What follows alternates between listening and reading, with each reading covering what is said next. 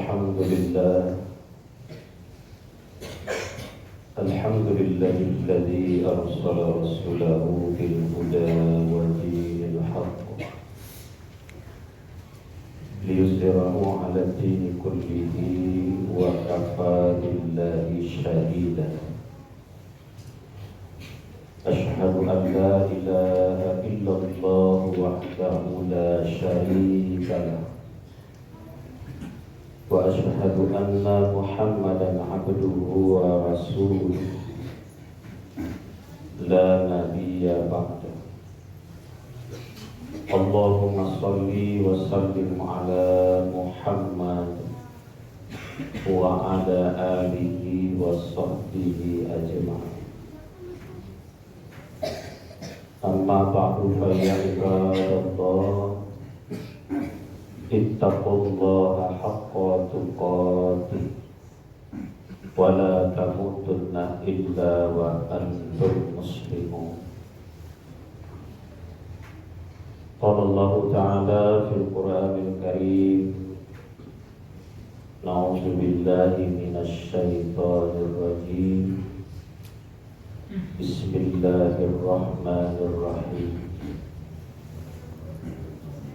Wal 'asri innal insana lafi khusr illal ladzina amanu wa 'amilus shalihat wa tawassaw bil haqq wa tawassaw bis sabr. Bapak-bapak, saudara-saudara, adik-adik dan anak-anak, kaum muslimin hadirin sidang Jumat rahimakumullah. Alhamdulillah, segala puji dan syukur mari sama-sama kita hadirkan kepada Allah atas nikmat dan rahmatnya kepada kita semua. Alhamdulillah, pada hari ini, pada hari Jumat ini, dengan izin Allah, dengan nikmat Allah juala, kita dapat melangkahkan kaki hadir ke masjid ini dalam rangka menunaikan ibadah Jumat sebagai kewajiban bagi kita orang-orang yang beriman kepada Allah untuk melaksanakan ibadah Jumat. Kita tinggalkan segala bentuk jual beli. Kita tinggalkan segala hal yang berbau dunia hanya karena kita lebih mematuhi perintah Allah Subhanahu wa ta'ala. Mudah-mudahan pada kesempatan ini kita selalu memanfaatkan waktu yang Allah berikan dengan baik untuk menggapai rahmat dan ridha Allah. Kemudian salawat dan salam juga tidak lupa kita sampaikan kepada Nabi Muhammad sallallahu alaihi wasallam. Allahumma shalli ala Muhammad wa ala ali Muhammad. Dengan tak bosan-bosannya hati mengajak kita semua mengingatkan kembali, jangan berhenti untuk bersolawat kepada Rasulullah. Perbanyaklah solawat setiap hari yang kita lalui dalam hidup kita. Semoga Allah akan ampuni dosa-dosa kita. Semoga Allah angkat derajat kita. Semoga Allah berikan rahmat-Nya kepada kita. Banyak kebaikan yang akan Allah berikan melalui salawat yang kita sampaikan kepada Allah untuk Rasulullah sallallahu alaihi wasallam itu. Masyarakat muslimin sidang Jumat rahimakumullah, Khatib sangat yakin kepada kita semua yang hadir ini bahwa kita sangat percaya, sangat yakin dengan adanya hari berbakti. Kita sangat yakin dengan adanya hari perhitungan di hari akhirat kelak, di mana di saat itu semuanya akan dipertanggungjawabkan di hadapan Allah Subhanahu wa Ta'ala. Kita yakin sebagai orang yang beriman, apapun yang kita perbuat di dunia ini nanti akan diberitahukan oleh Allah kepada kita melalui kitab-kitab amal kita masing-masing. Namun harapan kita tentunya adalah semoga kelak di hari akhirat itu kita akan mendapatkan berita ataupun kabar yang menggembirakan untuk kita. Bukan sebaliknya, kita mendapatkan berita atau kabar yang tidak menggembirakan. Karena dalam Al-Quran Allah juga mengingatkan kepada kita bahwa nanti di hari akhirat, siapa yang diberikan kitab amalnya dari sebelah kanannya atau dari depannya, maka itu pertanda baik baginya. Namun sebaliknya, siapa yang mendapatkan kitab amal itu dari sebelah kirinya atau dari sebelah belakangnya, maka itu pertanda yang tidak baik untuknya.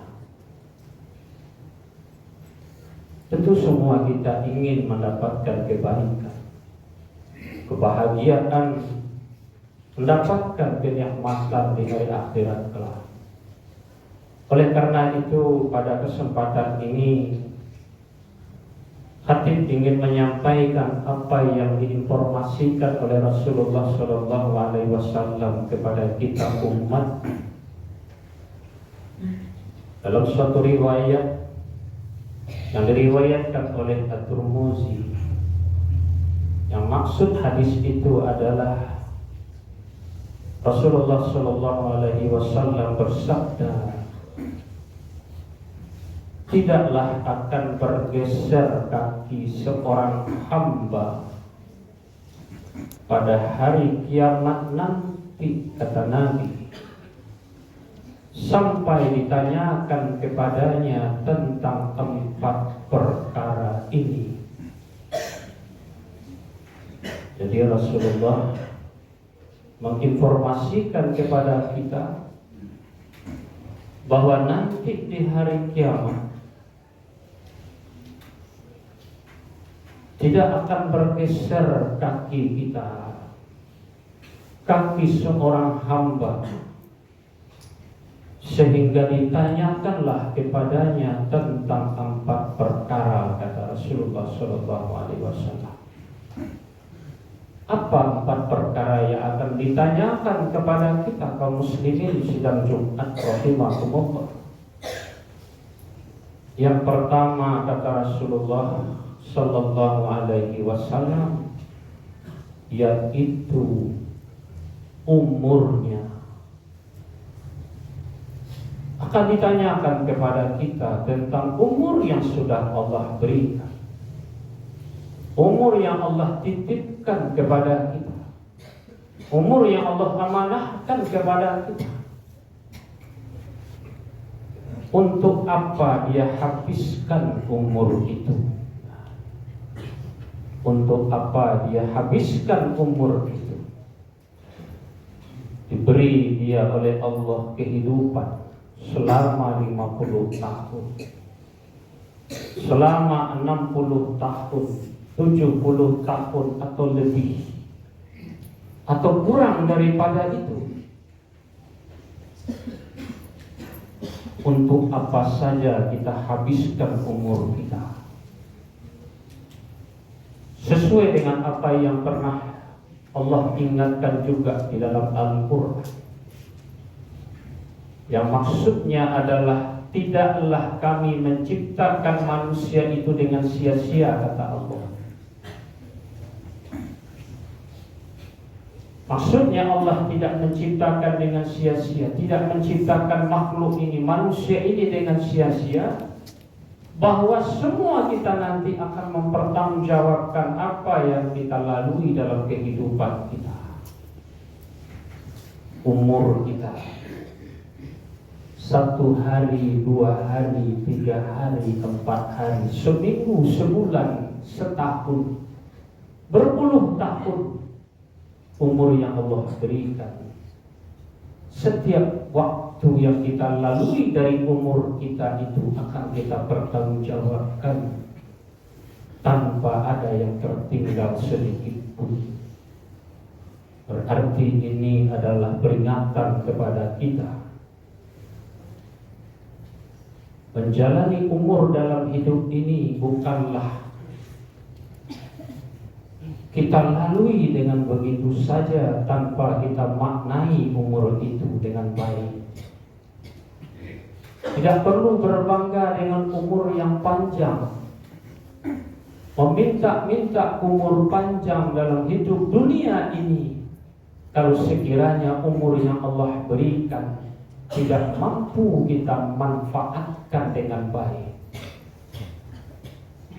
Dan Rasulullah juga mengingatkan, sebaik-baik manusia, kata beliau, adalah orang yang diberikan umur panjang oleh Allah dan baik amalnya, kata Nabi. Umurnya panjang dan amalnya pun baik. Ini luar biasa. Nah, sebaliknya seburuk-buruk manusia orang yang diberi umur panjang, namun buruk pula amalnya. Banyak dosanya ketimbang pahalanya, banyak maksiatnya ketimbang ibadahnya. Umur panjang hanya lebih banyak diisi berbuat dosa, berbuat maksiat. Namun yang diminta kepada kita adalah isilah umur itu dengan memperbanyak kebaikan, memperbanyak amal soleh, memperbanyak ibadah kepada Allah. Ini yang diingatkan oleh Rasulullah. Hati-hati, umur harus kita pertanggungjawabkan. Minta umur panjang tapi tak dimaknai umur itu dengan baik. Yang kedua, Rasulullah SAW mengingatkan kepada kita, perkara yang kedua yang akan ditanyakan nanti adalah tentang ilmu yang kita dapatkan, ilmu yang kita pelajari. Sejauh mana dia mengamalkan ilmu itu dalam kehidupannya?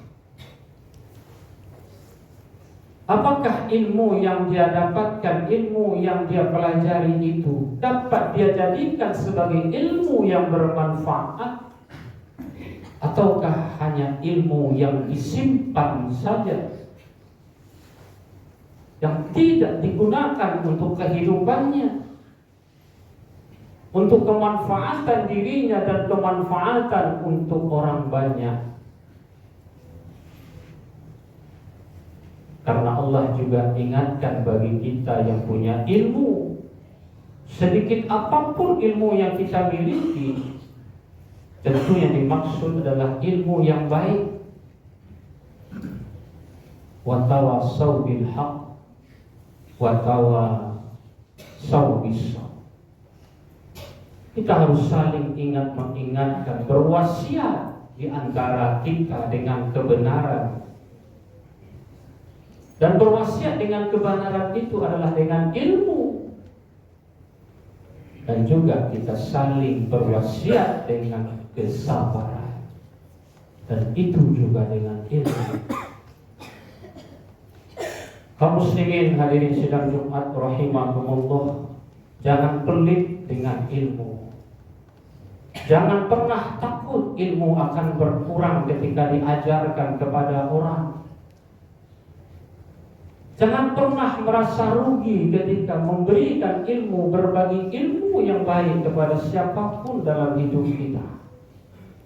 Karena ingat Rasulullah SAW memberikan support kepada kita yang punya ilmu. Apabila mati Bani Adam itu, maka putuslah sekalian amalnya, terputuslah pahalanya, kecuali hanya kepada 3 golongan. Yang pertama adalah sedekah jariyah. Golongan orang yang di masa hidupnya dahulu dia beramal, yaitu dengan sedekah jariyah. Sedekah jariyahnya itu dimanfaatkan oleh orang banyak. Sekalipun ia telah mati, maka pahalanya akan terus mengalir kepadanya. Dan yang kedua, kata Nabi, ilmu yang bermanfaat. Selagi kita hidup, bahkan mati pun, selama ilmu yang kita berikan, yang kita ajarkan dimanfaatkan, maka ilmu itu akan dinilai pahalanya oleh Allah dan akan terus mengalir kepada kita sekalipun kita sudah menjadi tanah tulang belulang. Maka jangan pelit dengan ilmu. Dan yang ketiga adalah doa anak yang soleh. Anak soleh yang mendoakan. Ada ulama yang menyatakan masalah zuriyah, keturunan itu, doa di situ bukan hanya terbatas kepada doa anak kandung kepada orang tuanya.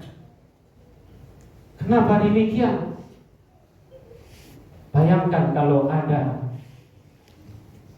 ibu yang tidak bisa melahirkan.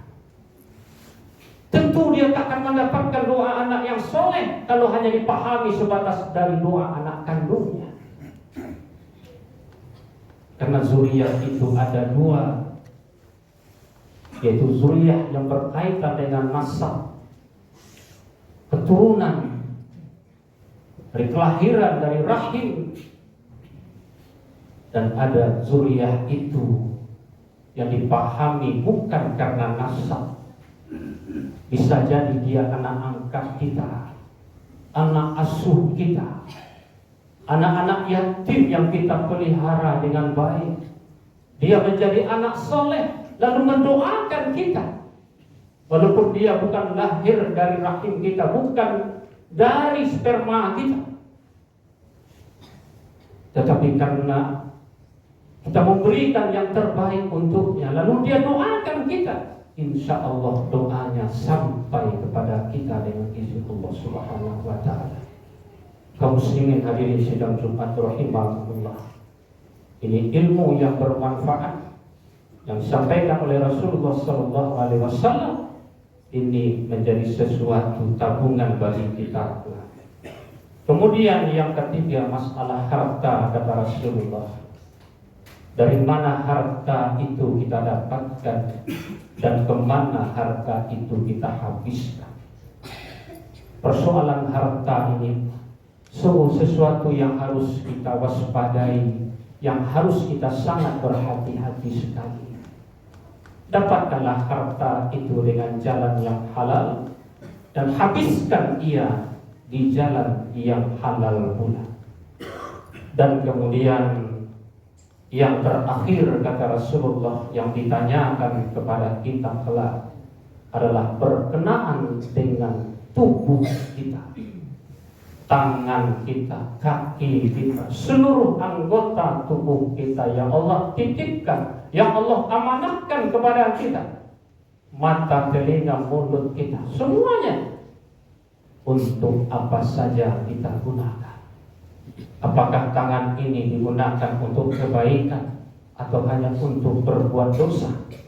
Apakah mata ini digunakan untuk kebaikan atau untuk dosa? Ini semua akan ditanyakan kepada kita kaum muslimin sidang Jumat rahimahullah. Oleh karena itu, hati mengajak kita semua termasuk diri khatib sendiri. Selagi Allah berikan kita kehidupan, mari kita jaga 4 perkara itu yang sudah Allah titipkan kepada kita. Umur kita, mari kita manfaatkan sesuai dengan kehendak Allah. Kemudian ilmu yang kita dapatkan, mari kita jadikan ia ilmu yang bermanfaat. Kemudian yang ketiga, mengenai harta yang Allah titipkan kepada kita, betul-betullah kita perhatikan dari mana yang kita dapatkan dan kemana harta itu kita habiskan. Dan yang terakhir adalah tubuh kita. Segagah apapun, sebesar apapun tubuh kita, sekuat apapun tubuh kita, gunakanlah ia untuk ridho Allah. Gunakanlah ia untuk mencari rahmat Allah Subhanahu wa ta'ala. Di balik semua kesalahan kita selama ini, dosa kita ini, karena kita salah menggunakannya, mohonlah ampun kepada Allah. Bertaubatlah kepada Allah selagi kita hidup, sebelum kematian datang kepada kita. Fa'tabiru ya ulil absar la'allakum turhamun. Alhamdulillah, alhamdulillahilladzi hadana li hadza wa ma kunna linahtadiya laula an hadana Allah. Asyhadu an la ilaha illallah wahdahu la syarika lah wa asyhadu anna Muhammadan abduhu wa rasuluhu la nabiyya ba'da. Allahumma shalli wa sallim ala Muhammad wa ala alihi wa sahbihi ajma'in. Amma ba'du fa ya ibadallah, usikum wa iyaya bittaqwallah faqad fazal muttaqun. Qala Allah Ta'ala fil Qur'anil Karim, na'udzu billahi minasyaitonir rajim. Bismillahirrahmanirrahim. Inna a'tainakal kautsar fasholli li rabbika wanhar inna syani'aka wal abtar. Innallaha wa malaikatahu yusholluna 'alan nabi ya ayyuhalladzina amanu shallu 'alaihi wa sallimu taslima. Allahumma shalli 'ala Muhammad wa 'ala ali Muhammad kama shallaita 'ala Ibrahim wa 'ala ali Ibrahim wa barik 'ala Muhammad wa 'ala ali Muhammad kama barakta 'ala Ibrahim wa 'ala ali Ibrahim fil 'alamin innaka Hamidum Majid.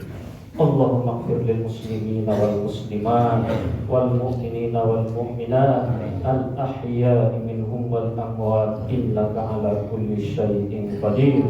Allahumma ighfir lana dhunubana wa liwalidayna warhamhuma kama rabbayana shighara.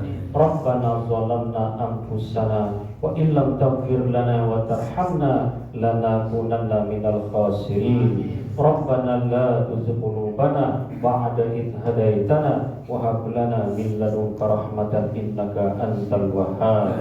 Rabbana hab lana min azwajina wa dhurriyyatina qurrata a'yun waj'alna lil muttaqina imama. Rabbana atina fid dunya hasanah wa fil akhirati hasanah wa qina azabannar. Wa sallallahu ala Muhammadin wa ala alihi wa sahbihi ajma'in. Subhana rabbika rabbil izzati amma yasifun. Wassalamun alal mursalin.